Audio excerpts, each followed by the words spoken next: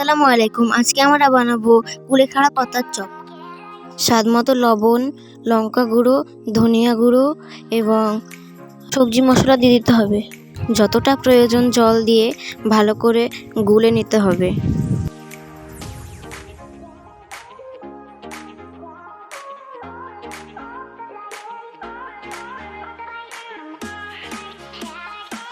ভালোভাবে গুলে নেওয়ার পরে কুলেখাড়ার পাতাটা আমরা ধুয়ে নিলাম।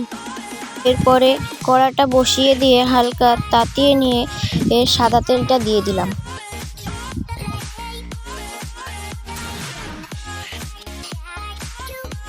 তেলটা গরম হয়ে যাওয়ার পরে পাতাগুলো বেসনে চুবিয়ে তেলে দিয়ে দিলাম। এক এক করে সবগুলো ঠিক এইভাবেই দিয়ে নিতে হবে। হালকা আঁচে সবগুলো ঠিক এইভাবেই ভেজে নিতে হবে। এবার সবগুলো উল্টিয়ে দিচ্ছি।